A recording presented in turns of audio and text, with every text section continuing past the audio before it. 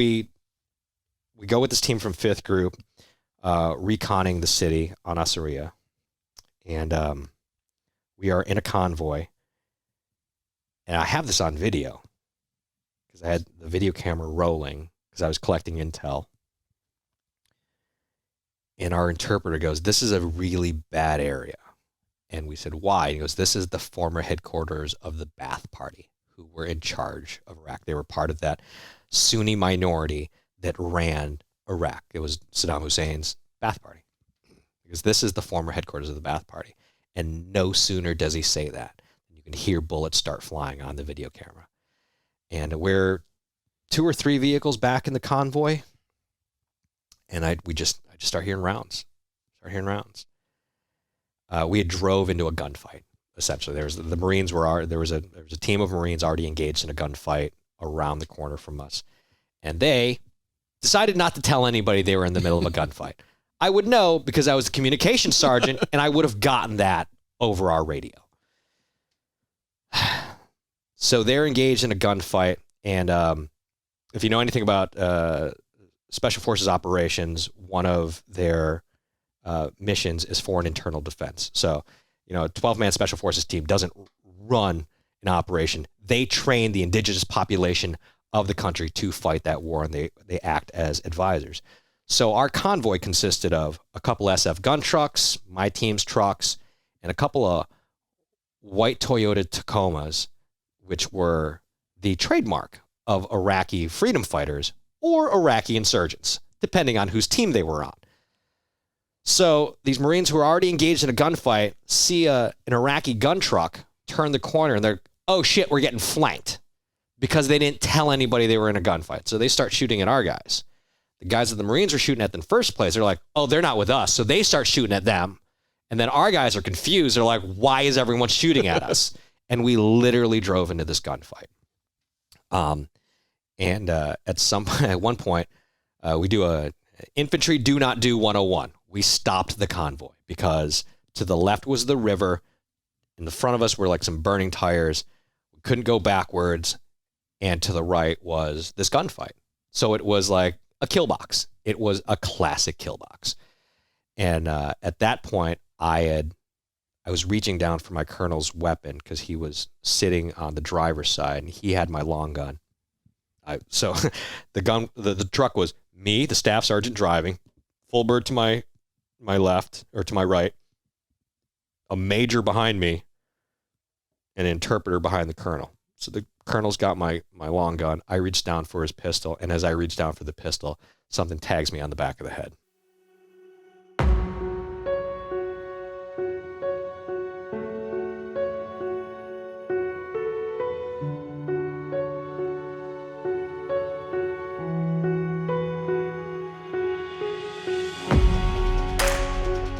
Welcome to the Transition Drill Podcast. I'm your host, Paul Pantiani. I appreciate you taking the time to watch. So let's get into this. I just bought a Zoom L12 for my recording studio because I was like, no, 8 tracks isn't enough for my 4-person band. I need to mic the drum with nine microphones. And I heard, you know who Mr. Big is? That band, Mr. Big, back in the 80s. So was it Paul Gilbert? No. Paul Rogers. No, it wasn't Mr. Big. It was, I was listening to Joe Satriani. Okay. And he was on an interview and he was like, yeah, Andy Johns mic'd his Marshall cab with 7 Shure SM57s. And my brain just went, what? And like, I'm just like trying to Photoshop 7 microphones out of a cab. I'm like, why the hell would he do that? But because he could. It's Andy Johns, man. He can do whatever he wants. It's kind of like Neil Peart trying to, mic that drum set. Oh my God. I can only imagine. Like I've seen photos of Sunset Sound, Van Halen miking the Van Halen 2 drum kit. Like they've got the actual paper that they used. And I'm like, this is ridiculous. I was like, I just shove one mic in front of my amp at home. And I'm like, this sounds fine. The roadie needs a roadie to help him with all the mic stands and everything else. Yeah. So that's a good intro. Because I've got you by about 10 years, and the hair metal bands were when I was in high school. Okay. So where'd your love for the hair metal bands come from? My brother is 10 years older than me. Okay. So what happened was my family came to the United States in 1980 after my dad escaped from a POW camp in Vietnam. Oh. Escaped, brought my family to the States. My brother was, I was 1, so my brother had to be 10 or 11. So we grew up in Buffalo, New York in the 80s with my brother was... Okay, you came from which country? Vietnam. Buffalo seems like the most logical place to end up. Yeah, well, my family loves chicken wings and terrible football teams. So And warm weather. Yeah. I asked my dad one time, I was like, why did we move here? I was like, Vietnam's tropical, right? And he's like, whatever, man. Your grandparents live in Montreal. But I grew up, my brother was like, I date my life against two things. Bon Jovi's Slippery When Wet album and Van Halen's 5150 album. So my brother was, let's see, I was 7 in 1986 when 5150 came out. My brother was 17. So that, that tells you that whole time frame of when I grew up listening to the Poisons and the Motley Crues and the Bon Jovis. Like the first song I ever learned how to play on guitar was "You Give Love a Bad Name," and I was 9. Okay. I had no idea what that meant, but so my brother was my musical influence, and also my sister, who's a year younger than him, so she's 9 years older than me. So I got the Van Halens and the Rushes and the Poisons from him, but I also got the Whitney Houstons and Janet Jacksons from my sister, and then my younger sister, my baby sister, played classical piano, so I picked all that crap up. But yeah, man, I grew up just loving that stuff, and I read an article a few years ago about, it said the music that you listened to when you were like 12, 13, 14 years old, that is who you become in life. Like that is your personality. So you take your, whatever the top album was, your favorite album when you were 13, 14, 15 years old. Usually it's like between 12 and 14. And that is who you become. And for me, that was Van Halen's For Unlawful Carnal Knowledge. Because I was, that album came out. That's No Women and Children First. No, but listen, I've had this argument with people. We're not going to go down the David Lee Roth. Dave is the greatest frontman in history. Sammy is a musician, and as a musician, I love Sammy. But it comes back to the you are who influenced you in that most vital time in life. So for me, as a 14-year-old, the number one rock album was called Fuck. For Unlawful Carnal Knowledge is what that album was. Sammy Hagar said in an interview, he's like, I just want to call it an album Fuck. They're like, yeah, you could call it For Unlawful Carnal Knowledge. So I am 13, hormones raging. That is the name of the number one rock album in the country at the time. They're like, that was who I became. That's like that defined your life. Yeah, that's exactly. I mean, I play rock guitar for a reason. Was your whole family musical, or? Oh God, no. I mean, we were Asian, so we had no choice but to learn an instrument. It was just part of like what we did. I mean, my baby sister played piano. My older sister sang, but my brother, he was 11 or 12 when we came to the States, so he's growing up, and playing guitar in bands with his friends.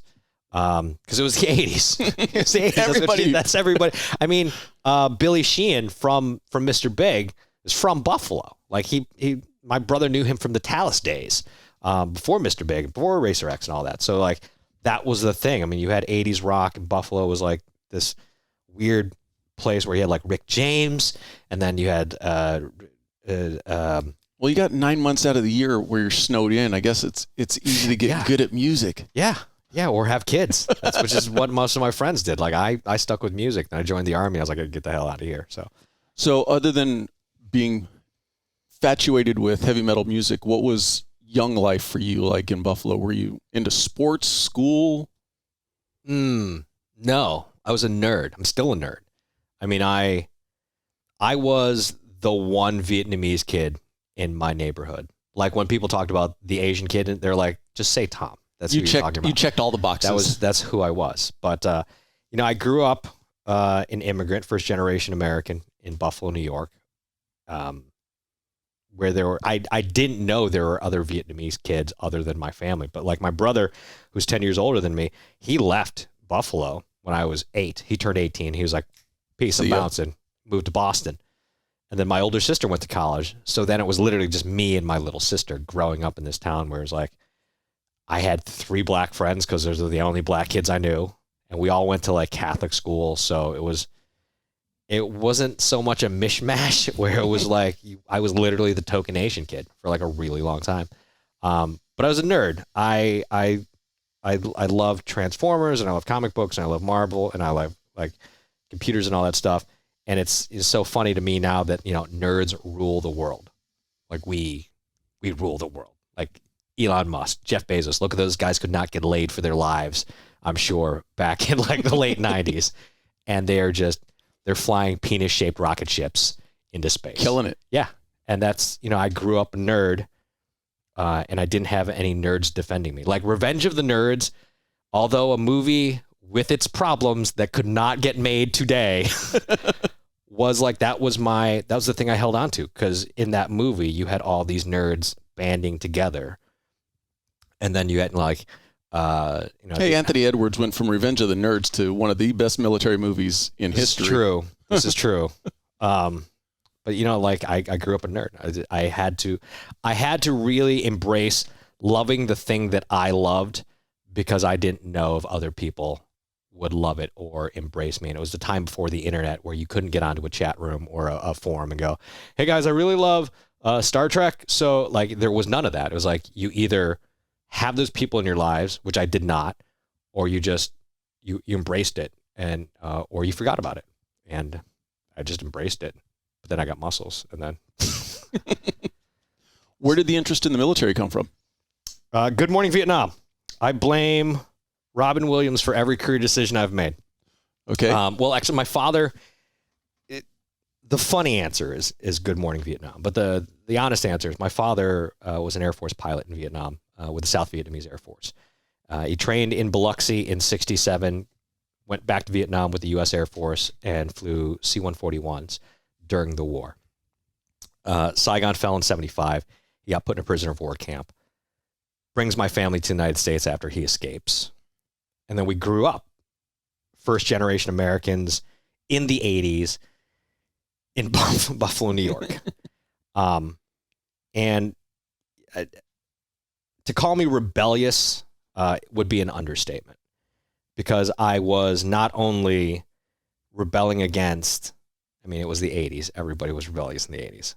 But like I was a first generation American who didn't have friends that looked like me, but also didn't want to embrace this culture that I didn't know about because I was 1 when my family left Vietnam. So I grew up not speaking Vietnamese, and in hindsight, I really should have learned it because it could have helped me later on in my life and my career. But like I rebelled against that. I wanted to be a rock star. Like I wanted to be Eddie Van Halen. And then I turned 18. I was like, I am not good enough to be Eddie Van Halen. And I think somewhere along the line, I made this conscious decision of, like so many people had sacrificed for my family to come to the United States. My father was a prisoner of war. My uncle was killed in the war. My grandfather was killed in the war. I had friends whose fathers or grandfathers fought in Vietnam, so my family could come to the United States. And I was like, the least I could do was put the uniform on for 4 to 8 years. So I was 17, a couple of weeks before I turned 18. It was like beginning of February. And I remember I grabbed the phone book, Yellow Pages, for people who weren't born in the last 30 years. Yellow Pages, big book, Yellow Pages, everybody's phone number's in there. And I went to find... It was the booster seat for when you were the small kid at the dinner table. It was as if you put Google in a giant yellow book, and they just dropped it on your porch. I was going through the phone book looking for the Army recruiter's number, and as I was looking, the phone rings, and I hear, this is Staff Sergeant Sanchez from the Army Recruiting Office in Cheektowaga, New York. I'm like, hey, can you come pick me up? And he was so taken aback because recruiting was kind of difficult at the time. I mean, it was 97, Gulf War just ended a few years earlier. You know, we were coming out of Vietnam, and it was still in that like baby killer phase where people like did not like veterans. Veteran was a dirty word up until recently, really. Right. So when I was like, hey man, can you come pick me up? He's like, I don't know how to answer this. And he came over, he picked me up, and we went and I took the ASVAB, and he's like, man, you scored really high. I was like, that's good. Yeah, whatever. So I was like, let's go enlist. But I was only 17. It was like 3 weeks to my birthday or something like that. So we had to get my parents to sign off, and my mom was not having it. Not having it. My dad was a POW for 3 years. They fought and scraped and came to America so her kid didn't have to join the military. She was like, I'm not signing this. I'm not letting you do this. And my dad looks at my recruiter and goes, he has to be 18, right? He's going to be 18 in like 3 weeks. And my recruiter's he's like, yeah. And then my dad goes, I'm going to do whatever your mother says. As long as you're, 17, you live under this house, do what your mother says. And he looks at me and goes, you'll be 18 in like 3 weeks. So I turned 18 and I went and I enlisted. And that was like my first real adult decision to give back to this country that gave me the opportunity to come and, I don't know, live in the suburbs. And, I heard the stories of my parents growing up in Vietnam. My older brother and my older sister were, they were kids, but they grew up there. But then, I grew up in the projects first when we first moved to Buffalo, but like we went from the projects to the hood to the suburbs. That kind of work did your dad do when he got here? Everything, man. He did everything. He worked his ass off. He was a janitor. He owned a deli. He made wiper blades for a company for a long time. He drives a cement truck to this day, and that's one of the things I didn't realize. Like he'd missed so many of my graduations. Like he wasn't there for kindergarten. He wasn't there for high school. He didn't come to basic training. And later as an adult, I was like, oh, it's because he was working his ass off to put 4 kids through like Catholic school. Like I didn't understand how hard that was. Hindsight's a wonderful thing. Yeah. And he missed every graduation until airborne school because he was a paratrooper. And so he came down to Fort Benning to put the wings on me. And he came down in it's like his Air Force flight suit. And everybody's like, that's got to be Tran's dad. And I'm like, yeah, it's my old man. So he came, put the wings on me. And I remember the colonel in charge of the airborne school. He's doing the announcements. He's like, ladies and gentlemen, we would like the family members of our new paratroopers to come forward and put their wings on. And he goes, I just want to remind everybody, blood wings are not authorized. I want to say that again. Blood wings are not authorized. My father lines up my wings, and then Wham. he lied. He's not even being subtle. His arm is coming back. He's like 60 at the time. I'm like, what are you doing? He goes, I'm going to give you your wings. And I looked at my airborne instructor. I'm like, hey, Sergeant Airborne, the colonel just said no blood wings. And he goes, your dad's a captain, man. I'm not going to do shit about this. And just before I could look at my mom, I just hear, and I'm like, oh, Jesus Christ. The colonel said no blood wings, but that's fine. It's fine, man. That was the first graduation he made it to. And then that's really cool, though, that even with his experience and being a POW, that he never tried to dissuade you from going in the military. No, he dragged my brother to the Navy recruiter one time. I remember this because they had a grocery store, little deli in Buffalo, and across the street, like kitty corner across the street, was Navy recruiter's office. And my brother, again, this was the 80s. He's a teenager, sex, drugs, rock and roll, whatever. Like I think Super Freak had just come out, and James Brown's from Buffalo, so he and my brother and his friends got into trouble. My dad literally dragged him to the Navy recruiter's office, and the recruiter's like, "This we can't do that. This isn't Vietnam. Like this isn't. You can't just drop him off and leave him." Exactly. He was like, "We don't have the draft anymore." I think shortly after that, my brother left, but yeah, my dad. I think with me, he just kind of went, "Hey man, you make your own decisions." Because and I tell this story to people all the time, but like I was the forgotten child. Like I had an older brother, older sister, younger sister. So they all had their place in the family, and I was just like the kid they forgot. And by the time I turned 15, and they're like, oh shit, we have to tell him to do things. I'm like, too late. You fucked up. I'm making my own decisions. You can't tell me anything now, because I'm like, my brother's gone, sister's gone. Like, you can't, you've wasted 10 years, 15 years of like literally forgetting me at grocery stores, church, restaurants. I was like, no, just whatever. So my dad was very much like, hey man, you make your decisions, but you got to live with it. You got to, you screw up, you're going to live with it. So. It kind of reminds me of those memes that are out today that say, leave something in the back seat that's important so you don't forget that your kid's in the car seat. Like, the kid's not important enough. Yeah, exactly. But again, they worked very hard for a very long time. And then, they were trying to bring other family members, other Vietnamese people over into the community. So yeah, I realized it like in my 20s. I was like, Dad worked his ass off to give us everything we have. And I'm thinking I'm doing all right. I own a house in Los Angeles. I tell dick jokes for a living. Like, I'm doing all right. But he never dissuaded me. He always encouraged me. I think that's the one thing that I really, the relationship I have with my father, like he never said no. He said, do it on your own. If he could support me, he would. Like, he bought my first guitar. I was in love with this girl in high school. He drove me to a florist to get her flowers for her, but like little shit like that. But like, yeah, he was always very much like, you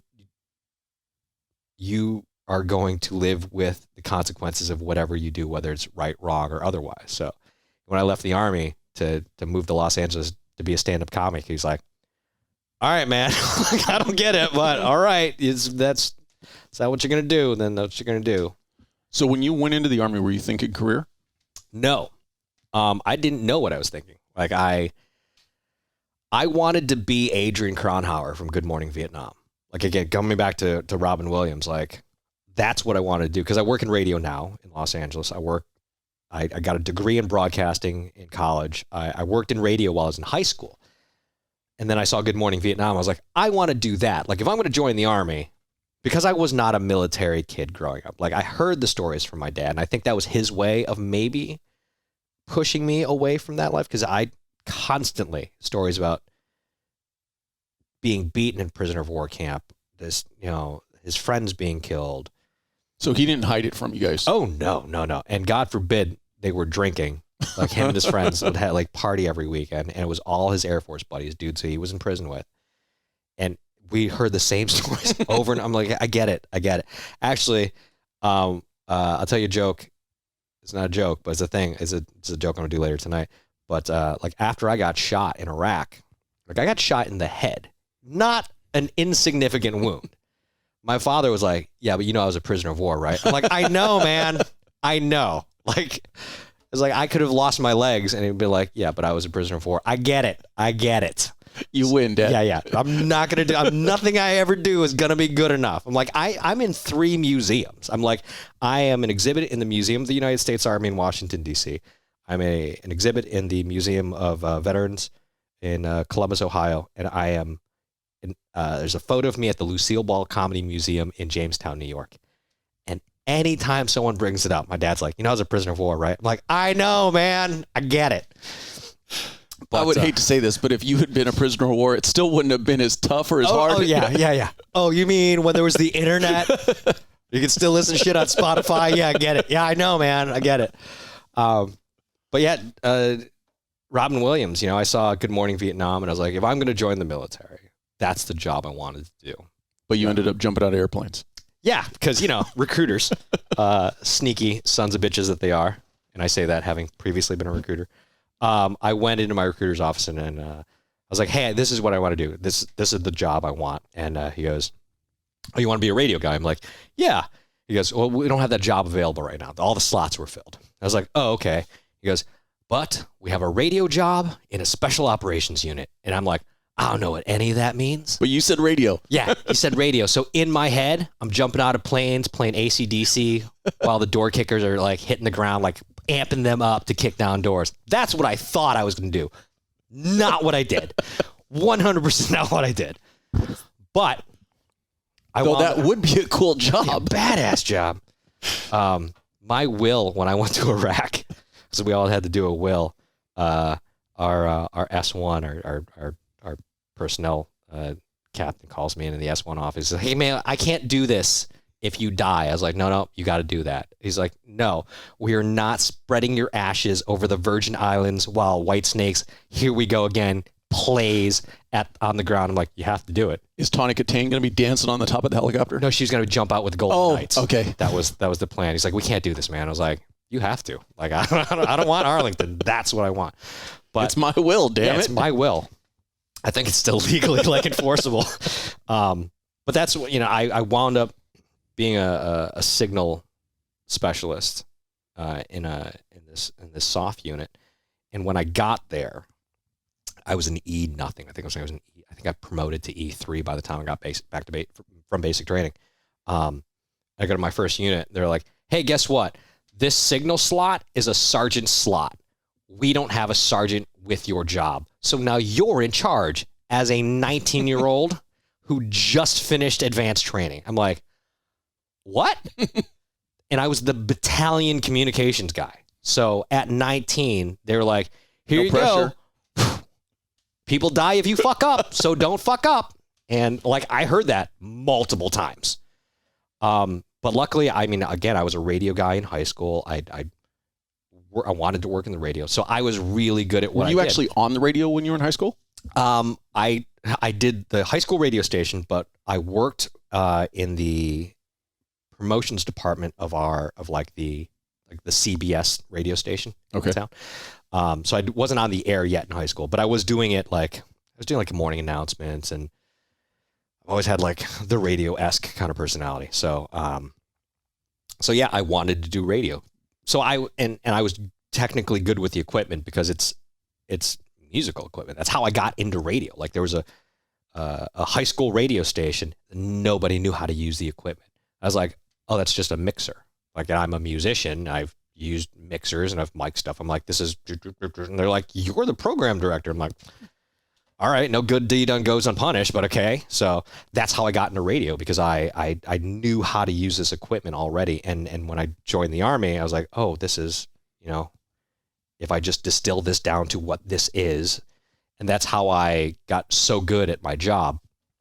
So yeah, I think the fact that as a 19-year-old with zero rank, constantly briefing colonels on, the battalion situation, I think that being given that amount of responsibility at that age in an organization that I was unfamiliar with at the time, because I was a baby, I think that's what made me fall in love with the Army. And at some point, I had this plan in my mind where I'm going to make it 20, maybe finish college. I had met a guy who worked at MTV. He was like the vice president of MTV at the time. And like, I had this plan. I was like, I'd go to the reserves. There's a base down at Fort Totten, down in Staten Island, do the radio thing down there, be a reservist, go work at MTV. It's whatever, media capital of the world in New York. And then Iraq happened, and then I got shot. And then all of that changed. So you're getting shot, just briefly, how'd that happen? Day 4, we crossed the border on 29 March 2003. The war had started a couple of weeks earlier, and we were at Talil Air Base, just south of Anasiriyah, which is where Jessica Lynch was taken POW the first few days of the war. So we had set up shop. We pulled on a Talil Air Base. Their EPW is still getting bagged and tagged. They're just clearing the base. And a team from 5th Special Forces Group comes over, and they're like, hey, we need to turn over the area of operations to your team. And I think they were the guys that just rescued Jessica Lynch, because they rescued her on April 1st, and they showed up at our doorstep April 3rd. They said, we got to show you around the AO. So we went out on a recon with them, and I remember the news reports were that the war was going so well that there was no resistance. Like, the Marines were like, I just remember like watching a report on like one of the cable news networks. They're like, yeah, there's no resistance, war is bullshit, blah, blah, blah. I'm like, that's funny, because there's a whole lot of bullets flying. Yeah, I got shot like 2 hours ago. Anyway, so we go with this team from 5th Group, reconning the city on Asaria, and we are in a convoy, and I have this on video because I had the video camera rolling because I was collecting intel. And our interpreter goes, "This is a really bad area." And we said, "Why?" He goes, "This is the former headquarters of the Ba'ath Party, who were in charge of Iraq. They were part of that Sunni minority that ran Iraq. It was Saddam Hussein's Ba'ath Party." Because this is the former headquarters of the Ba'ath Party. And no sooner does he say that, you can hear bullets start flying on the video camera. And we're 2 or 3 vehicles back in the convoy. And I just start hearing rounds. We had drove into a gunfight. Essentially, there was a team of Marines already engaged in a gunfight around the corner from us, and they decided not to tell anybody they were in the middle of a gunfight. I would know because I was a communications sergeant, and I would have gotten that over our radio. So they're engaged in a gunfight, and if you know anything about Special Forces operations, one of their missions is foreign internal defense. So, a 12-man Special Forces team doesn't run an operation. They train the indigenous population of the country to fight that war, and they act as advisors. So our convoy consisted of a couple SF gun trucks, my team's trucks, and a couple of white Toyota Tacomas, which were the trademark of Iraqi freedom fighters or Iraqi insurgents, depending on whose team they were on. So these Marines who are already engaged in a gunfight see an Iraqi gun truck turn the corner, and they're, "Oh shit, we're getting flanked," because they didn't tell anybody they were in a gunfight. So they start shooting at our guys. The guys that the Marines were shooting at in the first place, they're like, "Oh, they're not with us." So they start shooting at them. And then our guys are confused. They're like, "Why is everyone shooting at us?" And we literally drove into this gunfight. At one point, we do a infantry do not do 101. We stopped the convoy because to the left was the river. In the front of us were like some burning tires. We couldn't go backwards. And to the right was this gunfight. So it was like a kill box. It was a classic kill box. And at that point, I was reaching down for my colonel's weapon because he was sitting on the driver's side and he had my long gun. So the truck was me, the staff sergeant driving, full bird to my left or to my right, a major behind me, and an interpreter behind the colonel. So the colonel's got my long gun. I reach down for his pistol, and as I reach down for the pistol, something tags me on the back of the head. All I remember thinking was, this is going to hurt, because my head went straight for the tactical radio. And it hurt, and my head rung. And I think at that point, I thought to myself, I should probably put my helmet on right now, because we were rolling with an ODA and special. So I was wearing my boonie cap, and I was like, "Oh, I should put my helmet on." And keep my brains in place. Yeah. I thought it was shrapnel. I thought it was somebody hit a building, something ricocheted, piece of concrete hit me in the back of the head, whatever. I did not think it was a gunshot. Never lost consciousness? No. A few moments after I put my helmet on, I felt this warm, wet feeling on the back of my neck, and I just reached back and I went, "That's not good. That's blood." So then I had combat lifesaver trained, so worst time to do it, but took off my helmet, bandaged my head, grabbed my colonel's pistol, put a round in the chamber, and took a secure position outside the vehicle. The ODA captain tosses some red smoke. He's like, "All right, ceasefire. They're in contact with the Marines. They put down the bad guys. We had some wounded." And that was day 4 in Iraq. That was my 4th day. Welcome to the war. That was the shitty part was, not just that, but like a couple of weeks earlier, we were at Fort Bragg, and we were walking through the parking lot at the post exchange, and I was walking with my major, and I see this big red pickup truck. I'll never forget it. big. It's like this big ass. It's like damn thing's the size of a friggin' Abrams. It's just a big Ford pickup truck. SF sticker on the back, airborne sticker on the back. I said, it had Purple Heart license plate. I said to my major, I'm like, hey, Jim, I don't want one of those. He goes, okay, cool. I'm the first dummy in the battalion to get a Purple Heart. I'm like, God damn it. So that's how my war started. That was my deployment. That's the start of my 12-month deployment. So the injury was not significant enough that it derailed your deployment. Oh, I stayed. I told them I was staying. It was I guess I was flirting with the nurses at the combat hospital too much, and the doctors are like, he's fine. I mean, it wound up doing damage to my brain. I had traumatic brain injury. I have memory loss. My night vision is atrocious when I'm trying to drive. So, all these things that you need to be combat effective, I was no longer combat effective. And I was running like daytime ops and things like that. And I was really on a battalion level. I shouldn't have been out operating. So I wound up just doing a lot of like daytime, like civil affairs, psychological operations, intel ops, things like that. Sun's going down. Tom's got to get back in. Yeah. So, yeah. And, there were days the ODA'd come over and go, we need shooters. All right, fine, whatever. What are we doing? All right, don't worry about it. Just, all right, point me. What direction am I shooting? Just what? There'll be muzzle flash. I'll be able to see. Yeah. But yeah, when I came home, all of those injuries wound up really being a problem. I mean, I'm sure they were a problem while I was downrange.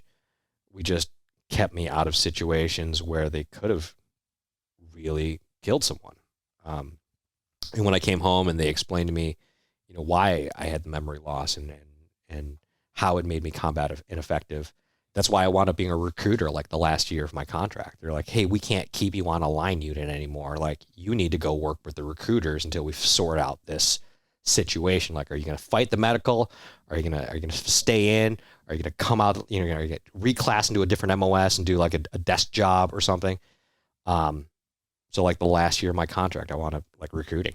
Was the Army trying to push you out, or could you, the plan you had a while back of going into the reserves, and could that have still happened? It could have, but they never sent a retention NCO to see me.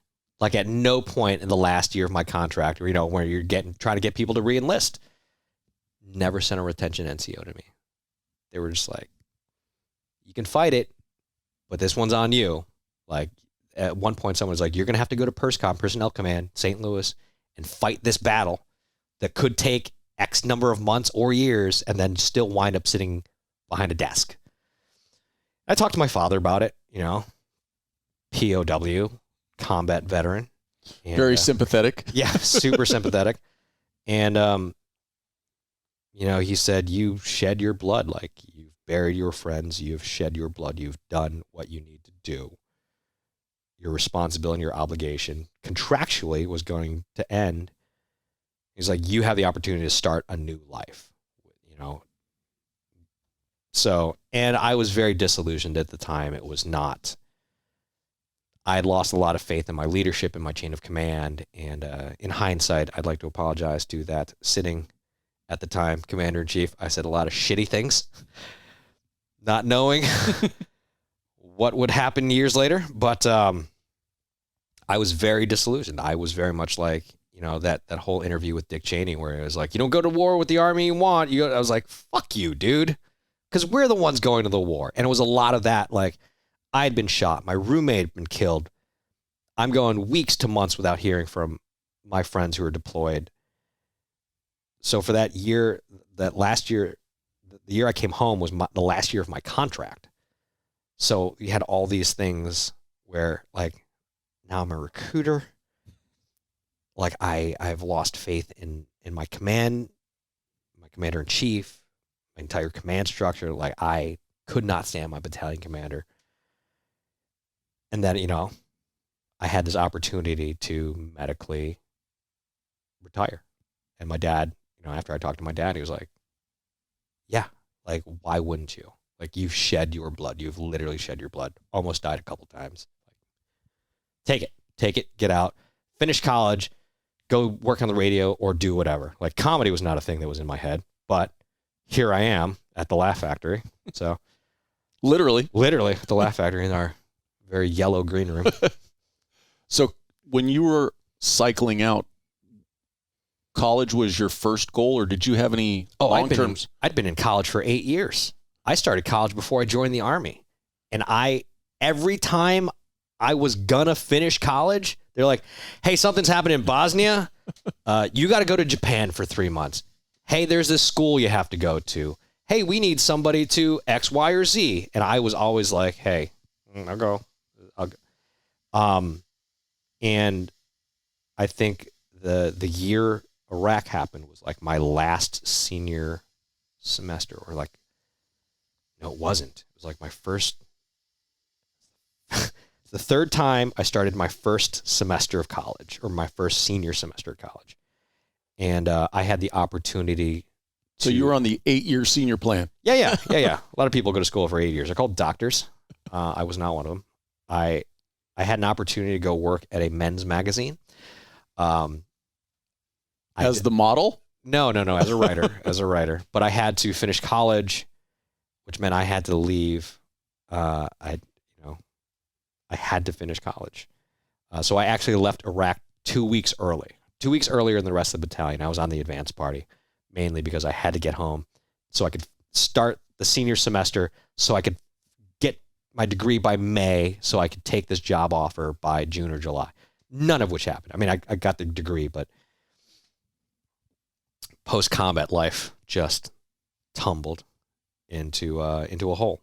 And so that job never happened. But I had to finish college.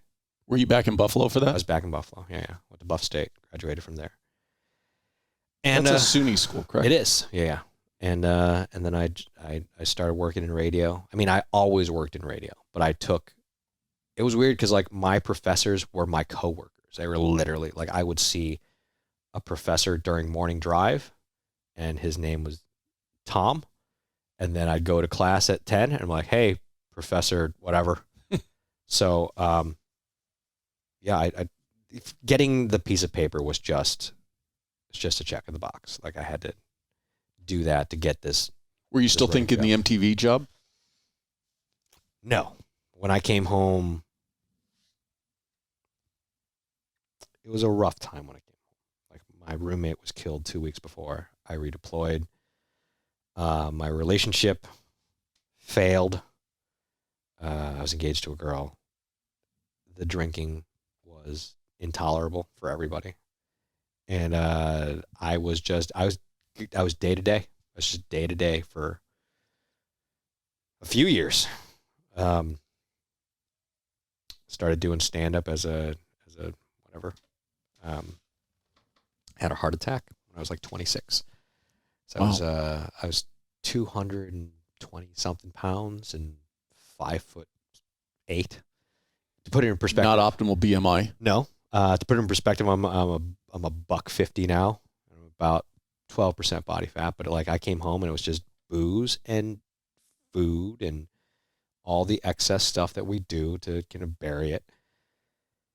And I wound up having a little heart attack when I was 26. My girlfriend at the time, who was a medical student, took me to the VA. Luckily, she lived down the street from the VA hospital that I went to. And the doctor goes, when was the last time you smiled, man? Because my blood pressure was like through the roof. He's like, when was the last time you smiled? And I said, probably 2002, before the war started. And now it's like 2005, 2006. It's like you have to find something to love or enjoy that will give you a reason to live again. Because at that point, it was just me getting up, drinking, going to work. I worked at bars. I was DJing at bars, like when I wasn't on the radio. So I was drinking at work. I was drinking before work, drinking after work. So absolutely nothing that would have had a future for you. No, I mean, I was a strip club DJ. I was like, where's this going? I was DJing at nightclubs, strip clubs, bar mitzvahs, weddings, like all this, just this stuff to get me day to day, week to week. with no defined path in front of me. So, what brought comedy to your attention? I did comedy. I took a class in college before Iraq, so the semester before Iraq happened, and it was a voice and diction class, and I'll never forget the teacher's name, Jerry Trentham. Still have to thank him to this day, but the final project of that class was to take a scene from your favorite movie and do it in your own voice. So like a friend of mine who's in the class with me took a scene from Boiler Room, and he did it in his voice. And the idea was to find your voice, so when you're acting or doing radio or TV or whatever, you have your defined voice. And I said, hey, I would like to try stand-up comedy. I've never done it.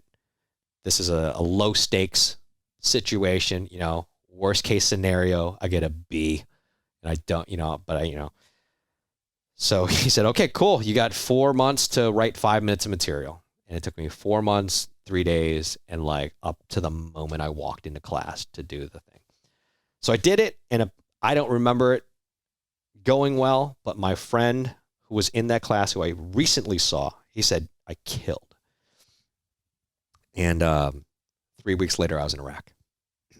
So fast forward a few years, I'm working at a radio station in Buffalo, my hometown, and the guy that I worked on the morning show with owned a comedy club in Buffalo. And one day he was like, hey, I need somebody to host radio station night. We're doing some sort of promotion. He's like, all you got to do is show up. Welcome to Comics Cafe. I'm Tom from 97 Rock. I'm Tom from 103.3 The Edge, whatever. Just here are the drink specials. Welcome. And I'm a radio guy. I've got the personality. I'm not shy on a microphone.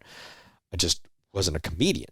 So that's how it started. And then he would feed me jokes. And then eventually I would write my own jokes. I actually found a notebook, little green. Have you seen those little green DOD notebooks, like this big? I have a stack of them that I wrote my first jokes in, and they are fucking terrible. It is the worst shit I've ever read in my life. It is atrocious. Like, I looked at them like, I need to burn these, because if they do a behind the music on me, holy crap, someone's going to pull this out, and they're like, cancel this guy right now for this crazy shit he said back in 2006. But that's how I started. I was hosting radio station night, and I had like this built-in opportunity to get on stage and do stand-up. And I was the local radio guy, so people knew me. Buffalo's not a big town. I worked on all the big radio stations, so I had the opportunity to go and do it. Like, it's not like here in LA. I could get up multiple times a night or multiple times a week to do stand-up. And that's eventually I started getting better, and somebody's like, hey, come on the road. Let me pay you to open for me. And then I did. And I was terrible. I was not good. But I got better, obviously. Can you be a comedian and not write? Are there comedians who literally just go up on stage and as stupid as this sounds, are just funny? There are. Ian Bagg, Canadian comic, one of the hands down just funniest, nicest people in the world. Like, I've never seen somebody do crowd work the way Ian Bagg does. Him and Jimmy Carr are fabulous. They write, for sure. They do write, because it's a part of it's a part of that muscle that you need to have when you go on stage. Yeah, you need a bandolier full of ammo for whatever situation you're going into, like whether it's parent jokes or work jokes or army jokes, whatever. But there are guys who, like Ian Bagg, who's just, man, I watch him, I'm like, how are you doing this? It's incredible. But it also comes with decades worth of experience. I'm sure most of that stuff is stuff that he has either done in the past or stuff that, and I've done this, I wish I'd said that in this moment. I'm going to write it down. I'm going to keep it in my back pocket for next time. But yeah, there are guys who are just stupid. Dave Chappelle, just amazing. But we all write. You mentioned Robin Williams, and I've heard that he used to do that. He would literally just, to the crowd, give me a topic, and he would just run with it. Yeah, I've heard the stories. Because he was, how did someone describe it? I think it was, might have not have been him, but it was somebody like him. But it was like Robin was like the fuselage of a jet engine. He would just suck in everything and then spit it out the back. And that was him on stage. Is like, here's all this information I'm taking, and I'm just going to throw it back at you.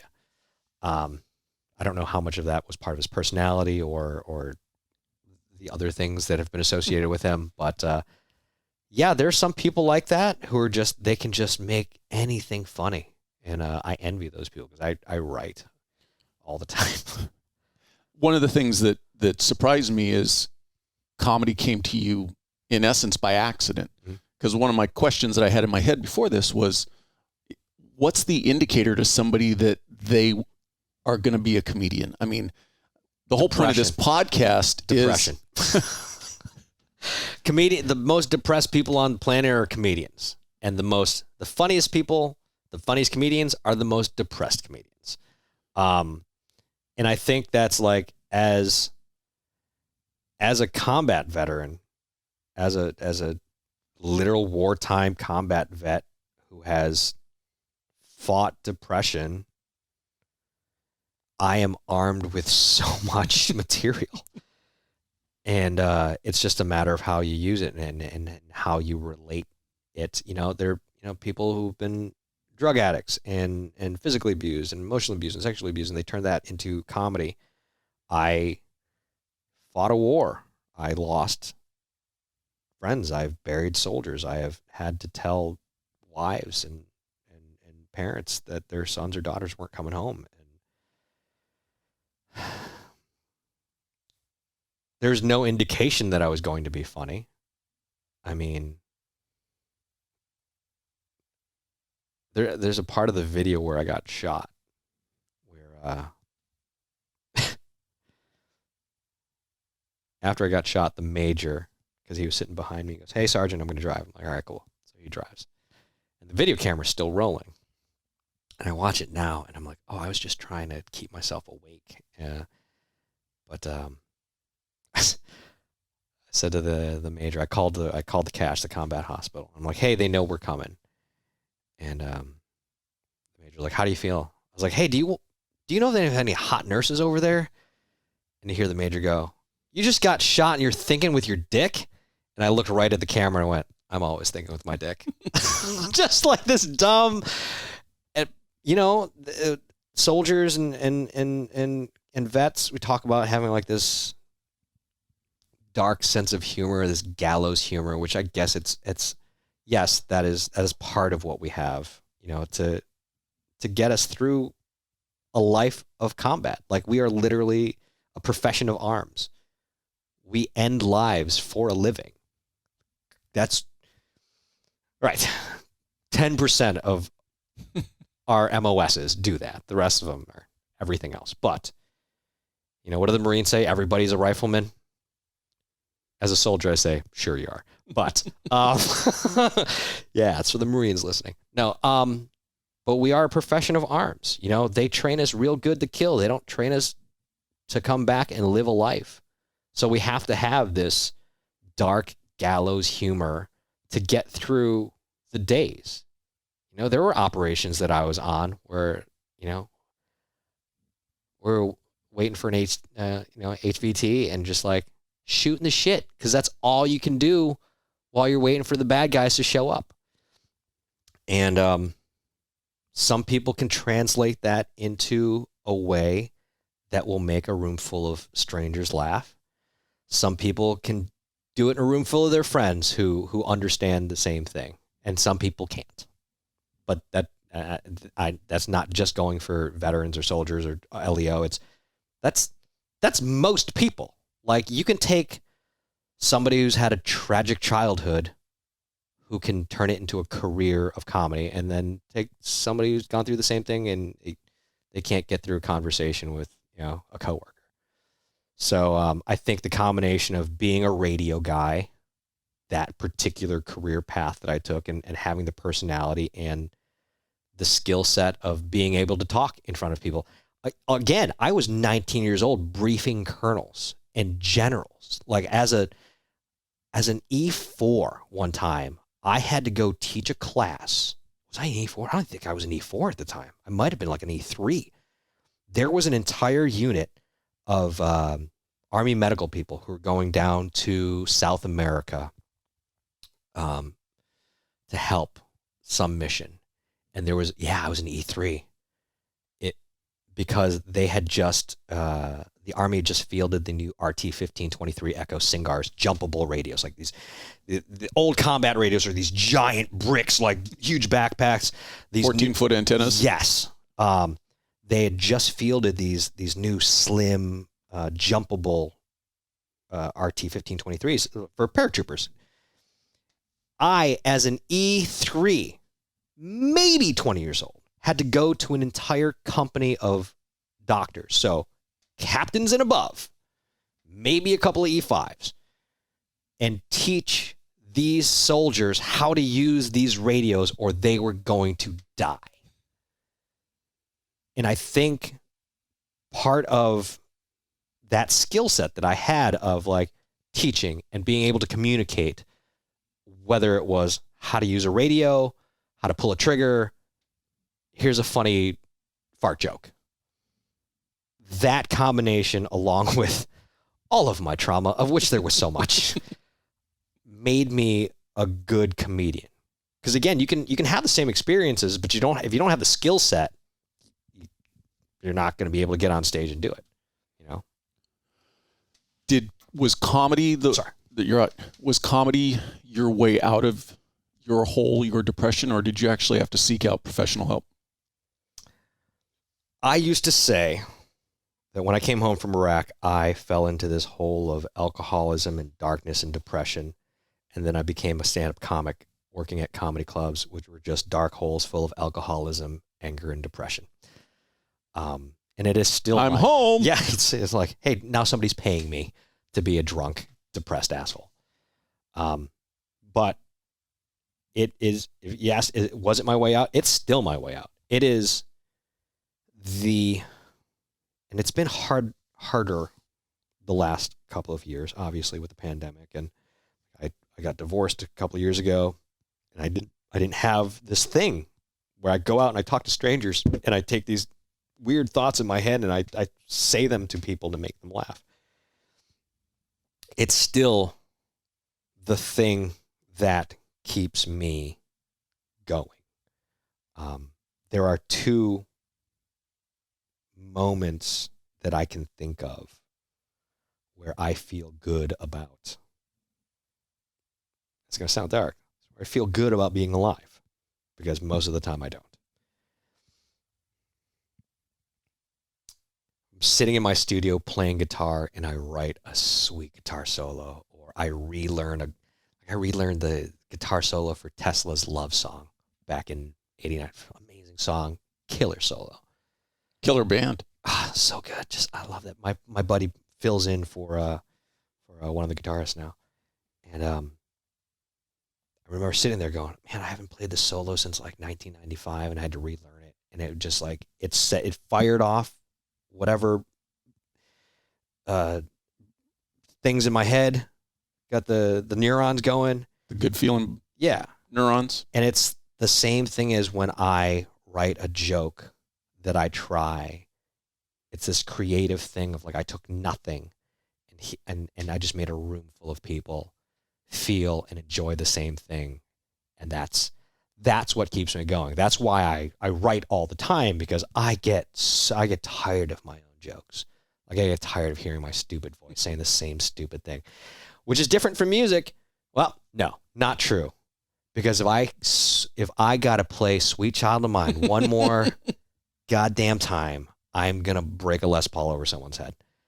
I love that song, but after 30 years, I can't. Like, anytime someone's like, Sweet Child of Mine, I'm like, they have other songs, right? Welcome to the Jungle. Everybody, 1, 2, 3, let's go. God, I can only imagine what the guys in Skynyrd are like. Freebird. No, man. No more. It's off the set list. We never played again. I was Colorado Springs. I was visiting some friends at Fort Carson from 10th Group, and I was staying at a hotel just outside of Post. And I'm outside having a cigarette, and there's like these dudes. They look like roadies. They're outside drinking and smoking, some bullshitting with them. And from one of the hotel rooms, I hear I hear Freebird. And I'm like, Jesus Christ, man. Like, why would someone play that? And the guy points over, and it's Leonard Skinner's bus. I'm like, oh, Christ. I'm staying in the same hotel as Skinner? All right, cool. They were rehearsing for the show the next day. But I mean, that's why I write comedy all the time, because I need something new to get those neurons firing. I ran into a comic the other day. Where was I? I went to see Batman, and I ran into this comic. And he was like, hey, man, when I met you years ago, I love this one joke of yours. And he tells me he like reminds me of the joke. I'm like, that was a great joke. Why don't I do that joke anymore? And then I remembered, I was like, oh yeah, I used to do it all the time. I was like, I can't do that joke anymore. Like I have this rule where if I have a killer joke, I'll do a t-shirt and I'll sell it as merchandise. And then like part of the proceeds go to the Special Operations Warrior Foundation. It's a charity I work with. Once I sell out of those t-shirts, I don't do that joke anymore. Because by that point it's like, I'm like, okay, enough. I can't do this joke anymore. I'm tired of it. I'm tired of hearing it. Like it's not funny anymore to me. I'm sure there are people who've heard it who want to hear it again. Like I did the joke one time in Virginia Beach. There's a club in Newport News, Virginia that I was working at. And then I sold the t-shirt, and then I came back the next year, and there were fans that wore the shirt to the show. I was like, I'm not doing that joke tonight. They're like, you have to. I was like, oh my God, do the joke for. I'm picturing like Andrew Dice Clay and everybody yelling hickory dickory dock. Exactly. But it's Dice. Dice doesn't give a shit. Dice doesn't care. But yeah, that's music and comedy. And it's not just music and comedy. It's the creative part of it. It is the taking nothing and making it something. It's kind of like as an NCO, I would, part of my job as a non-commissioned officer was to lead and teach young soldiers, to take junior NCOs and make them leaders. I'm taking nothing, which privates are. They're nothing. They're dirtbags. You're fine, privates. No, you mold something and you turn it into something good. Like I had good leadership. I was lucky that my first battalion commander was a great leader, and he and the NCOs that were like, hey, private, you're in charge of the battalion's commo stuff now. Those people were good leaders, and they taught me how to be a good leader, which is what I bring forward into my civilian life now. Whether I'm teaching young comedians or young vets who want to be comedians or young writers. I used to be a mentor for the Writers Guild Foundation. They do a veterans writing weekend. Holy crap, they emailed me. I was supposed to email them back. All right, that's something I got to remember to do. But when I get to create something or just relearn something, like that Tesla solo, that gives me the feelings that the booze used to and the drugs used to and the sex used to. And yeah, that has replaced those things that were, yes, very easy to get a hold of and do, but it left me in a pretty terrible place for a while. I was no future, no goals. I just get day to day, just doing it till I stopped. But yeah, comedy and music, they literally a career. If somebody has what they think is an interest in comedy, obviously the simple answer is just do it. But what do you recommend to kind of get started in it? Don't do it, man. It's the worst thing you could ever do. Okay. Next question. No. Yeah, I get that question a lot. The number one thing is to do it. Like you said, get on stage, do it as much as you can.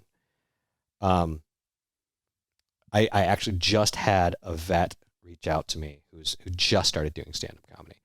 And he said, hey, I'm really far away from this point in my career, but how do you get booked and how do you get into comedy clubs? And I told him what I was told, and I hate giving credit to this man.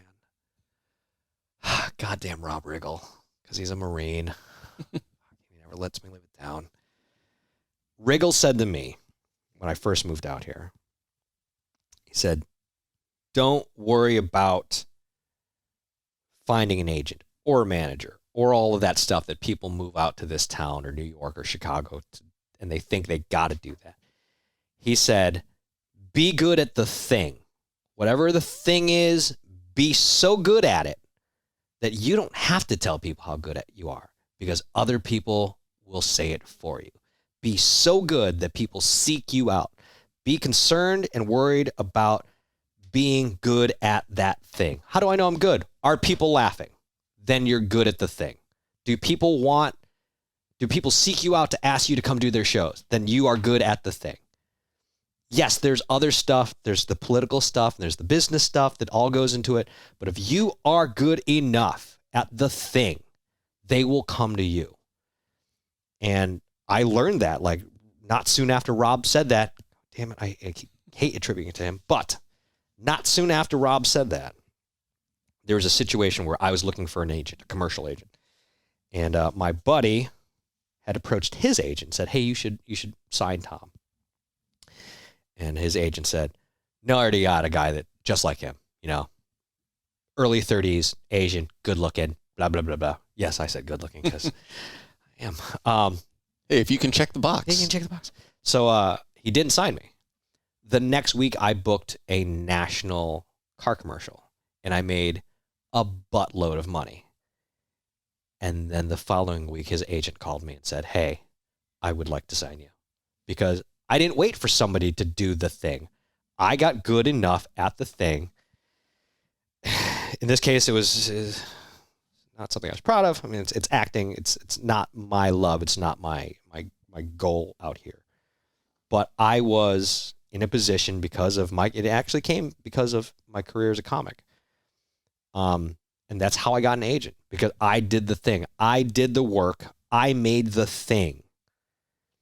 Because we are living I've been out here 13 years. It's so different now where like you have a portable recording studio in your bag. I have a movie studio in my phone. Like anyone can do the thing. I mean, if social media has taught us anything, creation is possible. Does it always gonna be good? Probably not. But if you are good at the thing, people will come to you. So just worry about being good at the thing. Don't worry about finding an agent or a manager or getting booked or hired. People will come to you if you are good enough at the thing. And be realistic and objective about your skills at that thing. Like I have seen comics. I've seen comics come off stage and they're like, I just killed. You're like, they're quiet out there. I was like, that was a polite golf clap for the 7 minutes you were up there. Like, be objective and realistic about your skill set. And be humble. Like to this day, I'm like, I'm not a real comedian. I did, because we all have bad days. We all have like bad sets and stuff. I did a show one time, and it was a Tuesday night. I remember it was a Tuesday night because The Flash was on. That's my favorite TV show because I'm a nerd. And I was leaving the next day on tour. And I didn't want to go out that night because A, I was leaving the next day. B, The Flash was on. C, I wasn't going to see my now ex-wife for a few weeks. But I had to go out because I had to work on some material. So I go to this club, and I ate a bag of shit. Like, I finished, I left the club, and I just texted my friends, and I was like, hey, man, I shit in a bag, lit it on fire, put it in a dumpster, lit the dumpster on fire, pushed the dumpster into the club, lit the whole block on fire. Because comics, we are terrible to ourselves. Because our entire existence relies on people liking the thing that we're saying. And I text a bunch of my buddies, and I get back to my car, and my buddy calls me and goes, are you doing all right? I'm like, yeah, I'm fine. He goes, are you in your car? I go, yeah. He goes, so you're in your car. The Tesla that you bought with dick joke money. He's like, you're fine, dude. It was one bad set. So there is a level of like understanding where you are in your career. Like sometimes you got to have your friends just go, hey, stupid, like you make a living doing this. But at the same time, like I leave sets sometimes. I'm like, that wasn't good. I didn't like that at all. And then realistically understanding, if people think you're funny, they'll let you know. Doesn't being your own worst critic though help you in that drive to always try to be better? Yeah, sometimes, unless you're lazy. That's the honest truth. Like, some people are just like, oh, I'm just not good at this, and they'll give up. I have those nights when they're like, okay, I got to go to another comedy club. Like, I'll have a bad spot, and then I'll go to another comedy club. Hey, can I get on stage for 3 minutes and like rant or just try out this bit? Or like sometimes it's a bad audience, man. So that never want to blame the audience. Sometimes it's the audience. Sometimes they shouldn't be in a room together. Sure, they're great people individually, but as a group, don't be together. So how did COVID screw up being a comedian? Zoom shows. God damn it, if I do one more Zoom show. Oh, that's got to be horrible. It was some of the worst shit that I had ever done. And I've been to war twice. Like, I would rather face down some Iraqis than do another Zoom show. Were you just like sitting at your desk, or were you actually on stage and there's a camera on you, but nobody else is there? Two ways. I've done shows in my living room on my laptop, which is atrocious because it's like my cats just stare at me like, dude, what are you doing? And then we did a thing at the Laugh Factory one time. We had like 4 80-inch TVs with people like zoomed in, and we were on stage. But we also did it one time before we had the TVs. It was just like we did stand up in an empty room to a camera, and that's over the internet. And I'm like, this is the worst thing I've ever done. And I remember the first time I did it at the Laugh Factory in Hollywood. Like, anybody who speaks publicly, performs publicly, they feed off of what they're getting. The energy. Yeah. And I mean, at least we usually have like 6 or 7 comics in the room with us. When I got on stage, they all got up and like they went. One took a phone call, another one out for a smoke. It was literally me in an empty room with a video camera talking for 7 minutes, and it was the longest 7 minutes of my life. There were a couple of Zoom shows that I did that I could not be sober for. I was like, I'm going to be, this is a Tuesday night, and I'm talking to some college students in Wisconsin. I'm going to be hammered for this. Some comics got better doing that. I was just like, this is not my thing. I got to have the energy. I got to be able to like feel the energy from people. So from a comedy perspective, and I think about this from the law enforcement side of it, because I look at what law enforcement has changed today in 2022. From a comedian's perspective, could Richard Pryor make it today? I don't see why he couldn't. You don't think people would try to I think cancel him? I think they would try. People are trying to cancel Rogan. People are trying to cancel Chappelle. You're good enough at what you do, and he was one of the GOATs. It doesn't matter. One of the problems with the internet is that it gave everybody a voice, and the problem with that is not everybody should have a voice. Like, you should be able to speak your mind. You just got to understand, most of the time we're not going to give a shit. Like, yes, have a voice. I say ridiculous things. Most people don't care. Just like, you can have a voice, just understand it doesn't matter to everybody. Like, and I think that's part of the problem with our culture, where everybody thinks that they're special. Like, I think one of the best things that my parents and my family did for me was to tell me that I wasn't shit. No matter how good I thought I was, there was somebody faster, stronger, better, funnier. Whatever I was doing, there's somebody better doing it.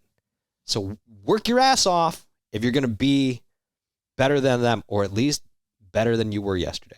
The problem is everybody thinks they are special, and they think their opinion matters all the time. And my opinion rarely matters my opinions don't matter to my cats. They don't give a shit what I think. Yes, it is important to have your opinions and your feelings and things like that. But you know what? In the grand scheme of it, we're dust in the wind, man. We're dust in the wind. We got to stop telling these kids they're special all the time, because they're not. Because then they grow up, and then we have this entire generation that feels entitled because they've been told for 20 years that they are the most precious, important things on the planet. And then they get to be an adult, and they're like, oh, no one gives a shit about me. Yeah, because that's the world. Because there are 8 billion people on this planet doing 8 billion different things.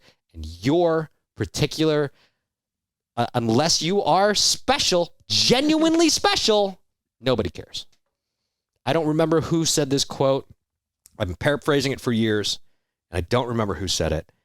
But people used to be famous because they were special. your Marilyn Monroes, your Elvis Presleys, your Gene Autrys. They were famous because they were special. They were talented writers, musicians, actors, blah, blah, blah. But now people are special because they're famous, and that is not the same.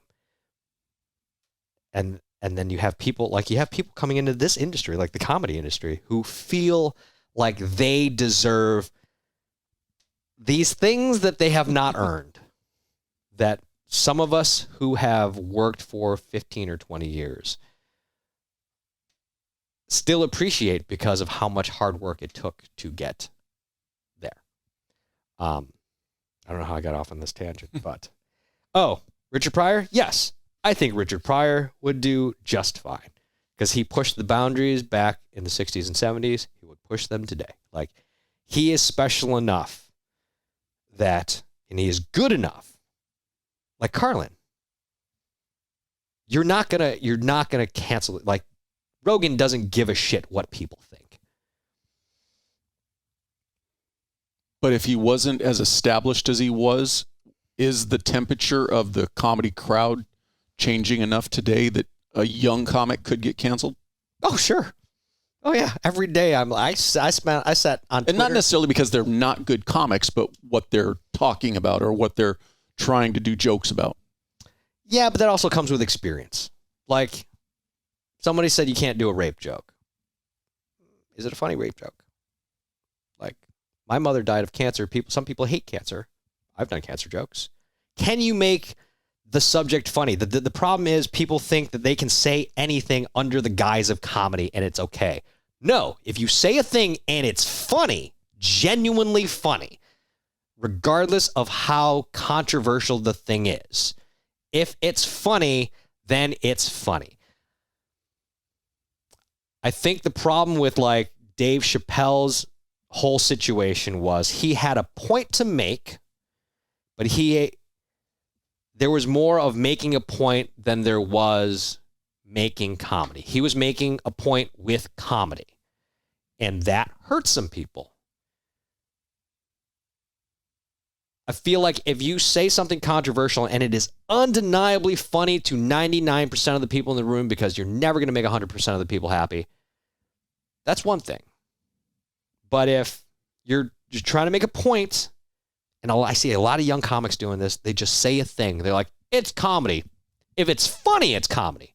If you just say it and then call it comedy, then you're just being an asshole. Pryor, Carlin, all those cats, they had points to make, but they were damn funny when they did it. I spent 5 hours on Twitter one time, just like deleting borderline, like, not even like, and I didn't come across anything that I like wrote in a drunken stupor. I was like, I should predict this. I was like, no, this was not funny. Like, why would I delete that? You don't know. You know, it boggles my mind. People who are on TV who have like maybe have said some like crazy shit in the past, who don't go back and just like scrub that shit. As like, there was a guy on a TV show who said some crazy shit a couple of 3 years ago, and it was a big TV show. I'm like, man, how did you not go back and just wipe that? Like, at some point, unless somebody's screen grabbing that shit, but like, just get rid of that. Like, I'm not the kind of person who just curses for the sake of cursing, but like, if I had any like borderline weird shit that I said that's not really funny, that's the thing. I've said some stuff that's funny, and I'm like, oh, this is gonna piss somebody off, but it's funny. I'm leaving it. Like, they can fuck themselves. They don't think that's funny, but yeah. There's a bunch of stuff that I wrote that I thought was funny at the time, and I'm like, that's not funny. And that's like more trouble than it's worth. It's like, I was going to compare it to, all right, this is where I get canceled. You're dating someone, and a girl or a guy, whatever, is like, hey, I want to have sex with you right now. Is having sex with that person worth ruining the thing you already have? Like, is it Kathy Ireland? I'm dating myself. I was going to say, what year are we talking about?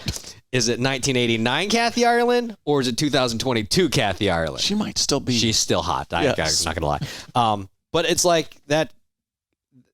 That's how it is with comedy. Like, is it funnier?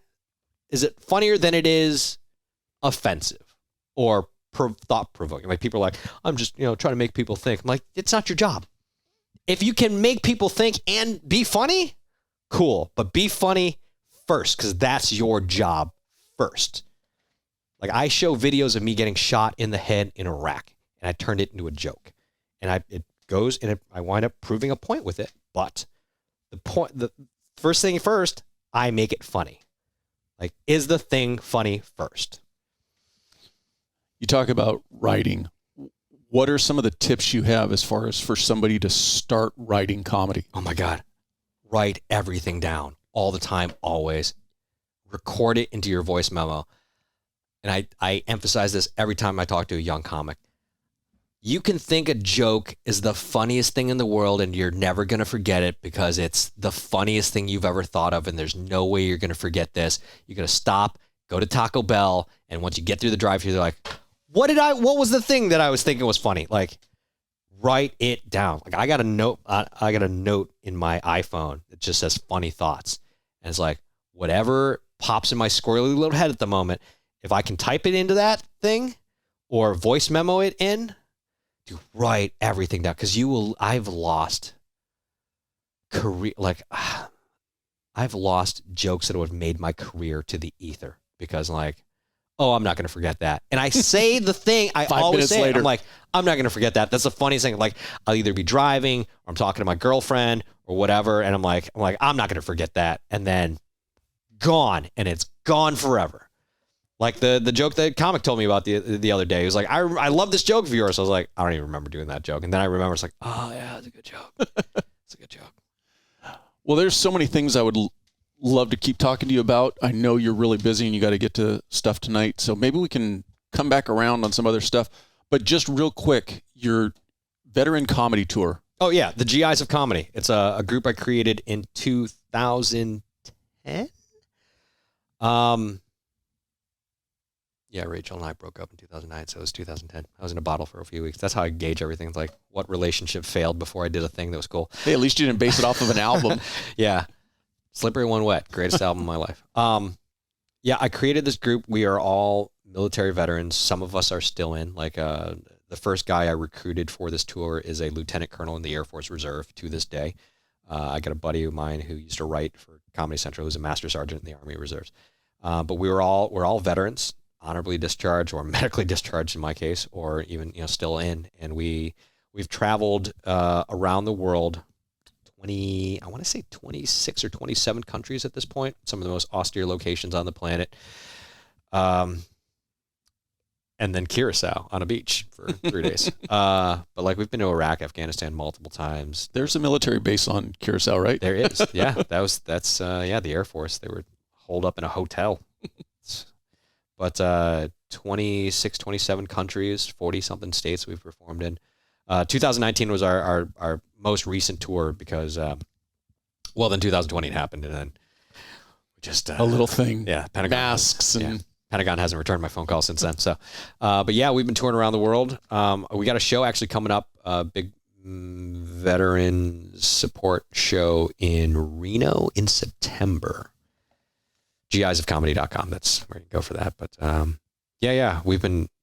it's great because one of the things I wanted to do when I got out was like keep serving soldiers. As an NCO, that was my job, to lead soldiers, and I can't do it with a rifle or kicking down doors or jumping out of planes. So I do it with a microphone. And I never know when there's some Joe in the audience who's having a bad day, and he needs to laugh. I've lost count of the number of times I've had somebody come up to me and go, hey man, I just got out, or I just came home, and I didn't know that we could do this. I didn't know that a guy like me could get up on stage and do the thing until, you started talking about jumping out of planes and going to Iraq and shit like that. Like, people don't know. Like I said, at one point in the 80s, veteran was a dirty word. Nobody said it. Nobody cared about it. And then there was a very specific idea in mind that people had for what a veteran was, homeless, drunk, like all those stereotypical things that unfortunately there's still some of, but it was like, in the time I was growing up, like when I moved to LA, the number of veterans that I met in the industry who didn't recognize themselves as veterans or didn't identify themselves as veterans because they didn't think it would be okay. There's so many people, they have no idea that being a veteran or having served directly translated into the thing that they're doing now, So when I get on stage and I very, very proudly talk about my military career, and to have some kid come up to me and go, "Hey man, I didn't know we could do this," So, yeah, that's why I do it. The AC kicked on. That's our cue. That's our cue. Show's going to start in like 40 minutes. So I appreciate your time, sir. Yeah, man. Thank you so much.